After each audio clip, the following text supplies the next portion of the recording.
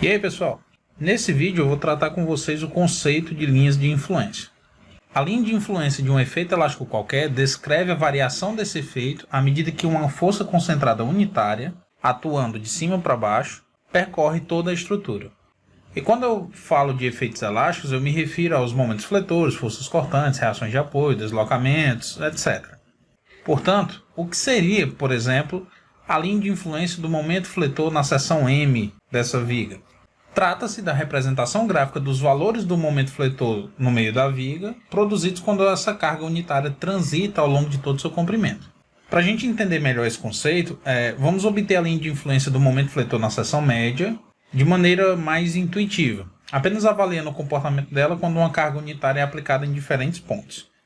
E aí eu vou começar avaliando o momento fletor gerado no ponto M quando a força unitária está aplicada na extremidade esquerda da barra, isto é, na posição de x igual a 0. A partir desse esquema estrutural, nós obtemos o seguinte diagrama de momento fletor. Sobre o primeiro apoio é desenvolvido um momento de menos 2 e na seção M será produzido um momento de menos 1. Agora imagine que essa força está sendo aplicada no ponto M. Nós teríamos o seguinte diagrama de momento fletor. Ou seja, na seção M seria gerado um momento de 1,5. Então, com a mudança de posição dessa carga, na seção M seria produzido um momento de 1,5. Agora vamos aplicar essa força unitária na extremidade direita. Para esse caso, o seguinte diagrama de momento fletor seria identificado. E essa variação dos esforços no ponto M a gente vai plotar em um gráfico e esse gráfico vai ser a nossa linha de influência. Portanto, quando a carga era aplicada aqui na extremidade esquerda, isto é, em x igual a 0, o momento fletor na seção M foi de menos 1. Então, para a carga aplicada nesse ponto, o momento é menos 1. Quando uma carga é aplicada sobre o apoio, o momento fletor ao longo de qualquer posição da viga vai ser nulo, porque essa carga ela vai ser integralmente absorvida pelo apoio, não gerando momento fletor. Ou seja, na seção M, quando a força é aplicada sobre esse apoio, o momento vai ser nulo. Quando a força foi aplicada no ponto M, foi gerado nessa seção um momento de 1,5. Então, para uma força aplicada aqui em M, 1,5. Da mesma maneira de que, quando a força era aplicada no apoio da esquerda, nenhum momento era gerado ao longo da viga, quando ela é aplicada no apoio da direita, também não haverá momento ao longo da viga. Sendo assim, na seção M, o momento também será nulo. Por fim, quando a força é aplicada na extremidade direita, será desenvolvido na seção M um momento de menos 1. Então, com a força aplicada nesse ponto, o momento na seção M também é menos 1. Agora eu vou ligar esses pontos por retas e o gráfico resultante será a nossa linha de influência do momento fletor na seção M. Compreendido, pessoal? Agora vamos fazer o seguinte, vamos traçar a linha de influência do momento fletor na seção sobre esse apoio da esquerda. Eu vou chamar esse ponto aqui de A. Quando a força unitária é aplicada na extremidade esquerda, isto é, em x igual a 0, o momento fletor na seção A é menos 2. Então, nesse ponto, o momento é menos 2. Quando a força é aplicada em cima do apoio, conforme eu já comentei, o momento em qualquer seção é nulo. Então, nesse ponto, o momento é 0. Quando a força é aplicada aqui no meio, na seção A o momento também é 0. Quando a gente aplicou a força no outro apoio, o momento também é 0. E ao aplicar a força na extremidade direita, o momento fletor na seção A também é 0. Ligando esses pontos por retas, nós temos a linha de influência do momento fletor na seção A da viga, que é uma seção sobre esse apoio da esquerda. Entenderam, pessoal, a lógica? A linha de influência do momento fletor não pode ser confundida de maneira alguma com um diagrama de momento fletor, pois, em um diagrama de momento fletor, são obtidos os momentos em todas as seções ao longo da viga, enquanto numa linha de influência são obtidos os valores do momento fletor em uma única seção. Nos diagramas de esforços internos, a carga tem posição fixa e quem varia com o x são as seções. Nas linhas de influência, a seção tem uma posição fixa e quem varia em x é a carga unitária.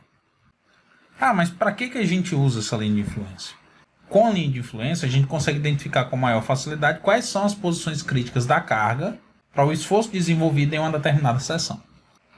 Lembre-se que quando nós analisamos essa mesma viga no vídeo anterior, nós chegamos à conclusão que para que nós tivéssemos o maior momento fletor positivo possível, o carregamento tinha que se distribuir apenas no tramo interno da viga.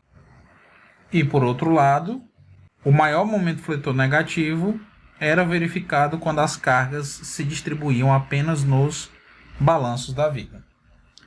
Essa ideia é corroborada por nossa linha de influência. Nesse trecho da linha de influência, a gente consegue verificar que qualquer força aplicada nessa região vai gerar momento negativo na seção M. E o mesmo acontece quando a carga está aplicada no outro trecho em balanço. O pior cenário seria quando nós tivéssemos carga aplicada nos dois trechos simultaneamente.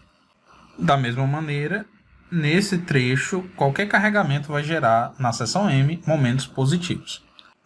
Eu vou mostrar para vocês mais à frente como a gente usa a linha de influência para obter os esforços máximos e mínimos provocados por um trem tipo de flexão. Essa abordagem que eu passei para vocês, obviamente, não é tão prática, porque nem sempre as estruturas são tão simples assim de se obter os diagramas. Então imagine, para obter essa linha de influência, nós precisamos traçar 3 diagramas de momento fletor. Dependendo da estrutura, a gente pode perder muito tempo fazendo isso. Então agora eu vou mostrar para vocês um exercício de como obter as linhas de influência a partir de equações adquiridas pelo método das seções. Nesse exercício, nós vamos obter as linhas de influência das reações de apoio e as linhas de influência da força cortante do momento fletor na seção 8 da viga longarina de uma ponte que foi assumida simplesmente apoiada nos pilares. Essas seções aqui são espaçadas a cada 2 metros, portanto a seção 8 está a 4 metros do pilar da direita. Nós iremos assumir que x, que são as posições que a carga pode ocupar ao longo da viga, varia entre a extremidade esquerda, isto é, na extremidade esquerda x é igual a 0, e a extremidade direita, que é quando x é igual a 30 metros. Esse sistema de referência pode ficar a teu critério. Se você quisesse tomar como x iniciando nesse ponto, a extremidade esquerda seria quando x fosse igual a menos 5. Entendido? Então, como de costume, vamos começar encontrando as reações de apoio. E eu chamei essas reações verticais de RA e RB. Então, vamos considerar aqui a seção 0 como sendo o ponto A e a seção 10 como sendo o ponto B.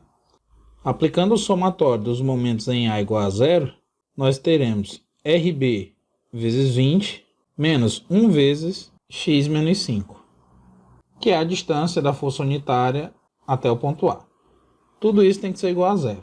Portanto, RB deverá ser igual a x menos 5 sobre 20. Agora, aplicando o somatório das forças verticais igual a 0, RA será igual a 1 menos RB, que é igual a x menos 5 sobre 20. Pelos valores envolvidos, a gente pode deixar nossa expressão um pouquinho mais simples, trabalhando na forma decimal. A partir dessas equações, nós podemos ir arbitrando valores de x para traçar as linhas de influência da reação RA e da reação RB. Contudo, eu vou deixar para fazer isso no final do exercício. Primeiro nós vamos obter as equações da força cortante, do momento fletor na seção S8, e depois a gente traça as linhas de influência dos esforços internos e das reações de apoio. Beleza? Então agora que a gente tem essas reações, nós podemos aplicar o método das seções para obter as equações que descrevem a variação do esforço nela. Bem, pessoal, como vocês já estão cansados de saber, quando a gente seциona a estrutura em um ponto, dividindo-a em 2 partes, a gente escolhe com que parte a gente quer trabalhar. Então, nesse caso aqui, eu tenho a opção de trabalhar com a parte esquerda da peça ou a parte direita. E nessa seção, a gente joga os esforços internos em seus sentidos positivos para equilibrar cada uma dessas partes. Nesse exemplo, eu vou trabalhar com a parte da esquerda. A propósito, pessoal, nesse caso, pessoal, a seção é feita em um ponto conhecido, né? Isto é, 21 metros da extremidade esquerda e 9 metros da extremidade direita.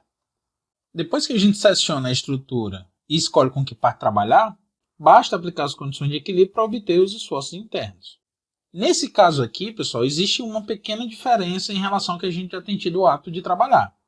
A força é móvel, isto é, ela pode transitar tanto nesse primeiro trecho da estrutura, como no segundo trecho.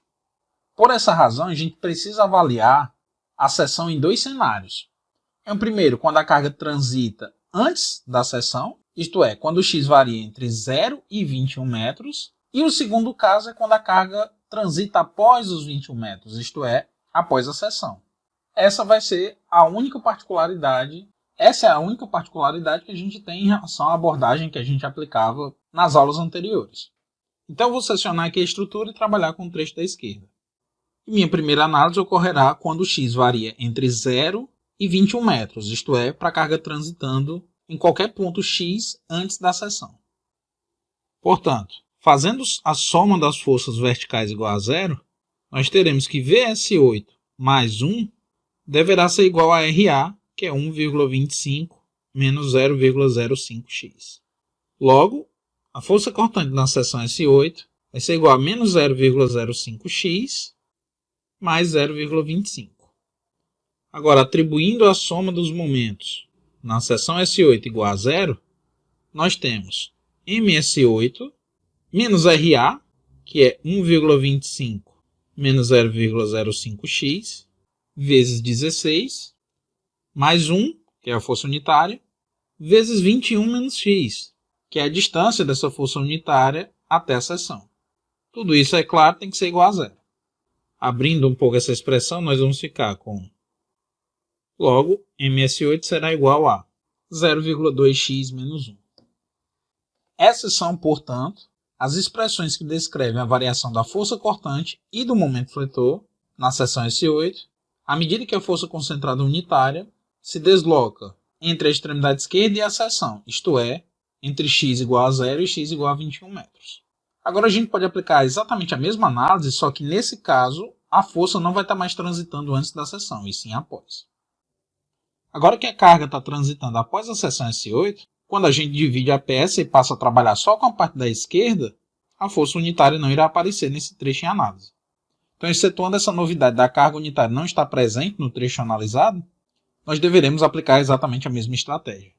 Então, para x variando entre 21 e 30 metros, vou começar fazendo a soma das forças verticais igual a zero, o que fará com que VS8 seja igual a RA, que é 1,25 menos 0,05x.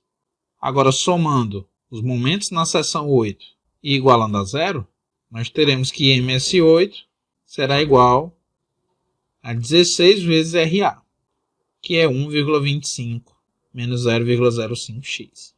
Portanto, MS8 será igual a 20 menos 0,8x. Agora que nós temos todas as equações, nós podemos substituir os valores de x e obter as linhas de influência da força cortante, momento fletor e reações de apoio. Bem, pessoal, eu vou começar traçando a linha de influência da reação RA. E, para tanto, eu vou substituir valores de x na equação que descreve sua variação. Eu vou substituir os valores de x para os nós. Isto é, eu vou avaliar as extremidades da barra, os pontos sobre os apoios e o ponto na seção S8. Ou seja, x igual a 0, x igual a 5 metros, x igual a 21 metros, x igual a 25 metros e x igual a 30 metros. E aqui, pessoal, eu quero combinar uma convenção com vocês um pouquinho diferente para representar os efeitos positivos e negativos. Nos nossos diagramas de esforços internos, a gente representava sempre o valor do esforço positivo para cima e o valor negativo para baixo, com exceção do momento fletor, que era invertido. Aqui nas linhas de influência, a gente vai inverter todo mundo, ou seja, tanto para as reações, como para a força cortante, como para qualquer outro esforço, a gente vai assumir que esse efeito negativo, que os valores negativos desse efeito vão ser representados acima do eixo e os valores positivos abaixo do eixo. A princípio pode não fazer muito sentido para vocês, no entanto essa convenção é extremamente importante quando a gente for trabalhar com um método alternativo para traçado de linhas de influência, que é baseado no princípio dos deslocamentos virtuais. Ele é um método que nos permite obter as linhas de influência de maneira gráfica, e para que ele tenha consistência numérica, nós precisaremos adotar essa convenção. Beleza? Então, se a reação der positiva, a gente representa para baixo. Se a força cortante der positiva, representa para baixo. Assim como o momento fletor.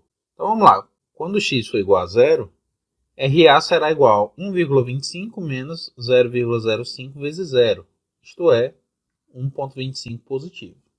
Então, aqui em x igual a zero, nós teremos 1,25 positivo representado para baixo. Quando x for igual a 5, nós teremos 1,25 menos 0,05 vezes 5, que dá 1. Então, aqui nessa posição, nós teremos um valor unitário para a reação RA. Quando x for igual a 21, nós teremos 1,25 menos 0,05 vezes 21, tudo isso será igual a 0,2. Em x igual a 25, nós temos 1,25 menos 0,05 vezes 25. Tudo isso aqui será igual a 0. Finalmente, para x igual a 30, terá 1,25 menos 0,05 vezes 30, que é igual a menos 0,25. Ligando esses pontos, nós teremos a linha de influência da reação RA. Então, mais uma vez, e quais informações nós podemos extrair dessa linha de influência? Ora, ela nos diz que se eu aplicar uma força unitária nesse ponto, no apoio A será desenvolvida uma reação de 1,25. Entretanto, se essa força for colocada nesse ponto, no apoio A será desenvolvida uma força de menos 0,25, isto é, uma força de 0,25 para baixo. Afinal, nós assumimos que as reações estavam para cima. Quando negativo, significa que elas estão para baixo. Da mesma maneira, significa que se essa força for aplicada nesse ponto, no apoio A reação será nula. Isto é, quando a força é aplicada sobre o apoio B, esse apoio absorve integralmente essa força unitária e no outro apoio não tem nenhum carregamento. Então, todos esses valores representam a mesma reação RA. Agora que nós obtivemos a linha de influência da reação RA, vamos fazer o mesmo para a reação RB. Para x igual a 0, RB será igual a 0,5 vezes 0 menos 0,25. Isto é, RB será igual a menos 0,25. Então, negativo aqui para cima, menos 0,25. Para x igual a 5, RB será igual a 0,05 vezes 5 menos 0,25. Ou seja, RB será igual a 0. Para x igual a 21, RB será igual a 0,05 vezes 21 menos 0,25, que dá igual a 0,8. E para x igual a 25, RB será 0,05 vezes 25 menos 0,25, ou seja, será igual a 1. Finalmente, para x igual a 30 metros, RB será igual a 0,05 vezes 30 menos 0,25, que dá igual a 1,25. Só marcando os pontos aqui dá 1,25, aqui dá aproximadamente 1, aqui dá 1, aqui 0,8. E eu vou ligar esses pontos e o resultado vai ser a linha de influência. Então, do mesmo modo que a linha de influência anterior, esse 0,8, o que significa? Significa que se eu tiver uma força unitária aplicada nesse ponto, a reação nesse apoio da direita vai ser igual a 0,8. Se, por outro lado, a força estiver aplicada nesse ponto aqui, significa que nesse apoio será desenvolvida uma força de 1,25. Então, essa é a linha de influência da reação RB. Agora, nós podemos ir para a linha de influência da força cortante na seção 8. E reparem que nós temos duas equações. Uma para quando a força transita entre 0 e a seção, isto é, para x entre 0 e 21, e outra para x entre 21 e 30, que é quando a força transita após a seção. Nesse caso, a seção, ou seja, o x igual a 21, participa dos dois intervalos e, portanto, das duas equações. Logo, quando a gente for avaliar x igual a 21, nós teremos que substituí-la nas duas equações. Beleza? Então, vamos dar continuidade traçando a linha de influência da força cortante na seção 8. Então, para x igual a 0, eu vou utilizar a primeira equação. Então, a força cortante vai ser menos 0,05 vezes 0 mais 0,25, ou seja, a força cortante lá na seção 8 vai ser igual a 0,25. Positivo, que a gente está assumindo aqui para baixo. Agora, quando x igual a 5 metros, eu vou continuar usando a primeira equação. Então, menos 0,05 vezes 5 mais 0,25. E isso aqui dá igual a 0. Agora, para x igual a 21, eu vou usar primeiro a primeira equação. Então, menos 0,05 vezes 21 mais 0,25, que dá igual a menos 0,8. E substituindo na segunda equação, nós temos que ver esse 8 é 1,25 menos 0,05 vezes 21, o que dá igual a 0,2. Então, na mesma posição, nós teremos dois valores. Menos 0,8 e 0,2. Para x igual a 25, a gente só usa a segunda equação. Então, 1,25 menos 0,05 vezes 25. Isso aqui vai dar igual a 0. E para x igual a 30, nós temos 1,25 menos 0,05 vezes 30, que dá igual a menos 0,25. Então aqui é 0 e aqui é menos 0,25. Agora eu vou ligar os pontos. E aí o que é que significa essa linha de influência? E se for aplicada uma força concentrada unitária na extremidade esquerda, lá na seção S8 vai ser desenvolvida uma força cortante de 0,25. Quando essa força é aplicada em cima da seção, é gerada à esquerda da força uma cortante de menos 0,25 e à direita da força uma cortante de 0,2. Lembrando que a força concentrada causa uma descontinuidade no diagrama de força cortante, o que provoca valores distintos à esquerda e à direita da força. Então agora, para finalizar esse nosso exercício, nós vamos obter a linha de influência do momento fletor na seção S8. Então, para x compreendido entre 0 e 21 metros, a gente usa a primeira equação. Então, para x igual a 0, nós teremos 0,2 vezes 0 menos 1, que dá igual a menos 1. Para x igual a 5 metros, nós temos 0,2 vezes 5 menos 1, que dá igual a 0. Agora, para x igual a 21, a gente vai substituir nas duas equações. Então, 0,2 vezes 21 menos 1, que dá igual a 3,2. E se nós aplicarmos a segunda equação, tem que dar o mesmo valor. Afinal, a força concentrada não causa descontinuidade no diagrama de momento fletor. Então, 20 menos 0,8 vezes 21 também dá igual a 3,2. Para x igual a 25, eu vou usar só a segunda equação. Então, 20 menos 0,8 vezes 25, que dá igual a 0. E para x igual a 30 metros, nós teremos 20 menos 0,8 vezes 30, que dá igual a menos 4. Então, plotando esses valores aqui no gráfico, nós temos menos 1, 0, 3,2, 0 e menos 4. Vou ligar esses pontos e o gráfico resultante vai ser a nossa linha de influência do momento fletor na seção S8. Tá massa? Então valeu, pessoal. Até a próxima aula.